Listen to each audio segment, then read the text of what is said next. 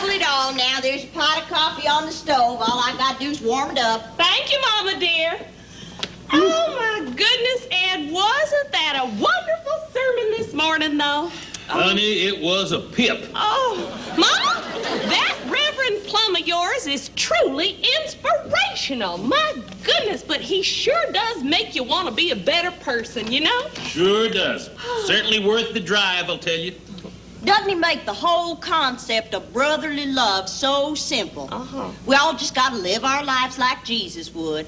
Be understanding of each other and forgiving our enemies. Judge not, lest you be judged. Amen. So simple. Just see the good in everybody. Now, I hope some of what Reverend Plum said rubbed off on that little McAllister boy. Now, there's a rotten egg if ever there was one. Of course, you can't hardly blame the boy, though. His mama's a witch on wheels and she drinks all day long. You know, when he was talking about forgiving your enemies and looking into the corners of your soul... Before God can truly enter your heart, you must forgive your enemies. Amen. You know, Ed, you have a wonderful speaking voice. If the Reverend Plum ever gets sick, we'll call you. Oh, Mama. Thank you, Mother, thank you. You know, there was a time there when I was just a little kid, in between wanting to be a fireman and football star, I wanted to be a minister. Ed, how wonderful. Well, Ed, you never told me that. Yeah, well. Now I'm just a meat and potatoes guy now, that's all. That's all I am. Don't claim to be anything else. There was a time there, before the little twig was bent, I thought I had the calling to spread the Lord's word. But he had other plans. He led me to hardware. Of course, I don't think I could ever be as good as that Reverend Plum.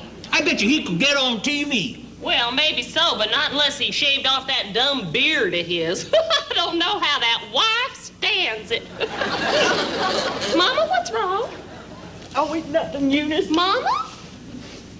Well, it's just for some reason during that sermon today, I couldn't help thinking about your daddy. Oh, Mama. Mother, did you say something about having some coffee on? Keep your pants on, mister. I'm talking to Eunice. For crying out loud, Ed, what's the big rush? The big rush is that I am starving and I want to get over to the Waffle Palace to get me some waffles and sausage. Well, why in the hell didn't you say you were hungry? There's no sense wasting good money on that garbage over at the Waffle Palace. I'll just fix you some cream of wheat.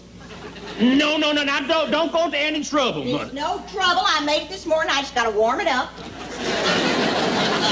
I drove all the way over here to take your mother to church just so I could go to the Waffle Palace and get me some waffles and sausage. Shh. Now, what is the use of my working my tail off all week long there at that hardware store looking forward to Sunday when I end up with that crazy old woman eating lumpy, warmed-over cream of wheat? Ed, I am ashamed of you. Ashamed after that sermon that we heard this morning, that you can't find it in your heart to be loving towards a little old lady like Mama. Why, none of the kids come to see her anymore. She ain't got any friends. In fact, I'm about the only one that can even stand her. Where's that little tyke that wanted to be the minister? Yeah, I guess you're right, Uni. Maybe that cream of wheat won't be too bad. That's my boy. I'll put lots of sugar and butter on it. You know, when Reverend Plum said, forgive your enemies and look into the corners of your soul, I had a revelation about my sister Ellen.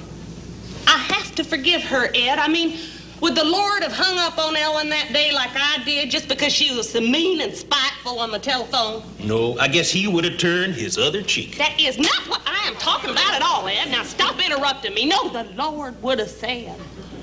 The Lord would have said, forgive her, because she don't know what she's doing. That sounds about right. And that is exactly what I am gonna do, Ed.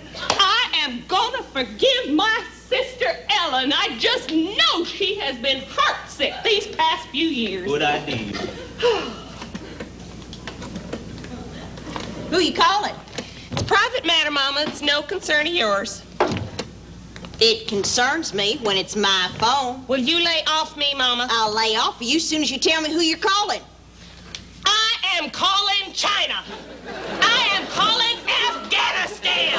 I am running up a $50,000 phone bill. me today, Mama. Because I have too much kindness and charity in my heart. You think you got enough to help me set the table? In a minute!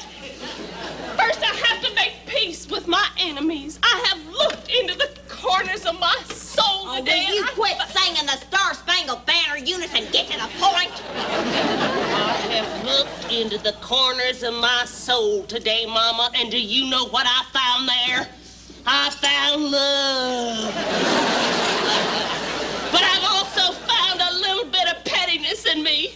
Yes, yes, yes, yes. There have been times, Mama, when I have been a little bit petty. Well, of course you have. We all have.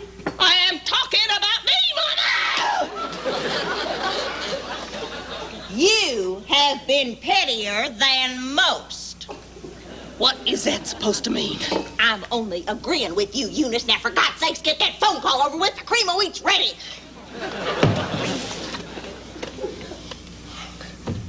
Hello, who's this? Oh, little Mary Beth, darling. Hi, sweetie. This is your Aunt Eunice. Eunice. You do, too, have an Aunt Eunice. Is your mama home, dear? Well, why don't you just go find out? Those damn brats of Ellen's. She's raising them to be snobs just like herself.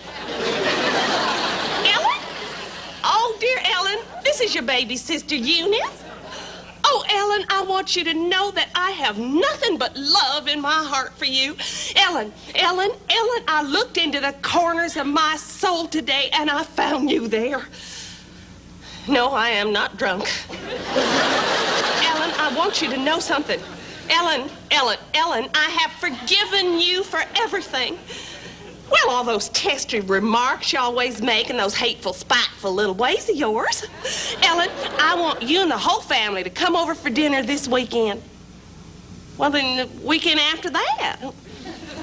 Oh, I see. So you're still the same old snot. Well, go to Chicago, go to New York, go to the moon, and don't you ever come back for all I care. Let's eat.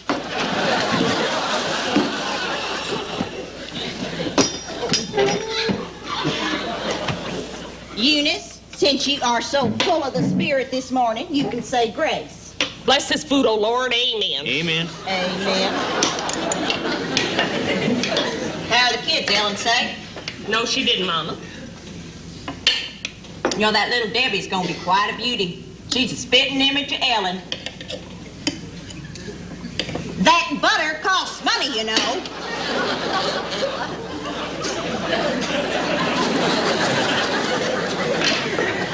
Ellen always was her daddy's favorite.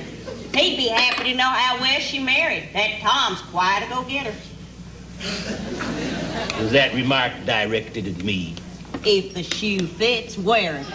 Now you lay off me, you hear? I don't want my tail off all week to be jumped on by you on Sunday. And you watch that mouth, mister. You can't talk to me like you do your wife. Well, you started it, Mama. Well, that's it. Eat my cream of wheat and make me the heavy. All I want was a few minutes peace with my family. I try to make a little casual conversation, and what do I get? Abuse? Now, when you look what you've done. Mama, we are sorry. Sorry, Mother. I don't mind. Lord knows I'm used to it from you, too. I forgive you. I just wish I had a chance to forgive your daddy. All that talk about forgiving today really got me to thinking about him. You know, I never did tell you this, Eunice, but on the day your daddy died 9 years ago, we had a terrible fight. I don't think in my heart I've ever really forgiven him. I've had heart of stone. Oh, Mama, don't be so rough on yourself. It was on a Sunday, just like today. I was warming up the cream of wheat.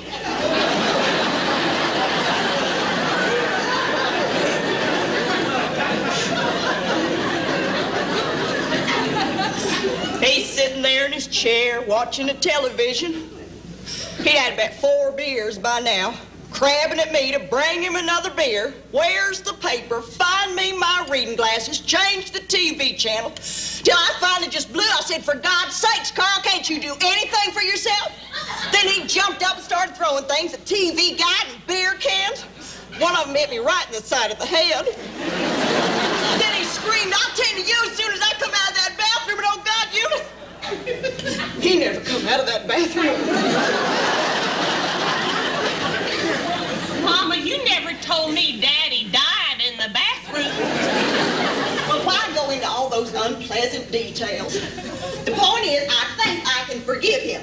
Now, let's go over to the cemetery right now so I can tell him. Are you crazy? That cemetery's 30 miles from here. Mama, we are not gonna drive out to that creepy cemetery and watch you make a jackass out of yourself over Daddy's grave. I have got to go tell him how I feel so he can rest. No, sirree.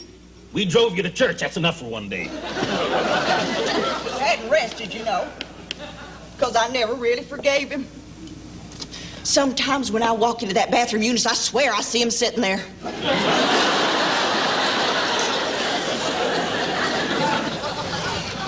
in that case, Mama, you don't have to go all the way to the cemetery to forgive him. Just go into the bathroom. I am going to the cemetery if I have to take the bus and transfer 3 times. I don't even want you to go. I wouldn't want him to see what an ungrateful mess you turned out to be anyway. Ungrateful? What did Daddy ever do for me anyway, huh? He was always too busy bending over backwards for Ellen. Pretty talented Ellen. Don't you walk out on me like that, Mom. Ellen does a tour jeté, and what does Daddy do? He buys her a triple-deck ice cream cone. I just rode 525 times without stopping. I beat the whole block record by 17 jumps. I become the jump rope champion of the entire block. And what does Daddy say to me about that, huh? He said, don't come near me, Eunice. You're perspiring. You know what he always called Ellen? His apple dumpling. You know what he called me? His prune tart. We're causing the scene, Eunice. The neighbor's gonna call the police. I don't care. Let him call the police. You hear that, Daddy? Your prune tart's causing a scene.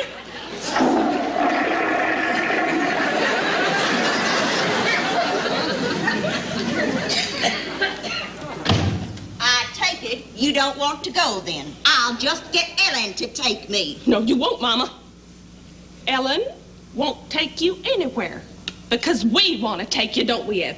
We do? Ed, get me my coat. I'll just get the Bible so's I can read a little something from it. Oh, Mama, you don't have to read the Bible. Why don't you just ad-lib it? Might be a good idea to bring the Bible. Maybe I could read a passage out loud if you want. Well, now, why would Carl want to hear you, Ed? He doesn't even know you. Well, he sure as hell doesn't want to hear you reading anything from the Bible, Mama. I mean, you kept pulling that stunt on him when he was alive till it drove him to drink. Besides, I'm the only one here that was almost a minister. Oh, right. I guess we can all read a little something. Not me. I'm not going to make a fool of myself out there. Hey, look at this. What? I opened it right on the page where it says, and God cannot truly enter your heart till you have forgiven your enemies. Amen. It's an omen. Yes. Huh. You know, Mama, you know what I think it is? I think that the Lord wanted us to know that he was happy that we went to church today and that we understood his words. Mama, that Reverend Plum of yours really got to me today. You know, you two really ought to come out to church more often. Yeah, we really ought to, Eunice. It brings us all so much closer together.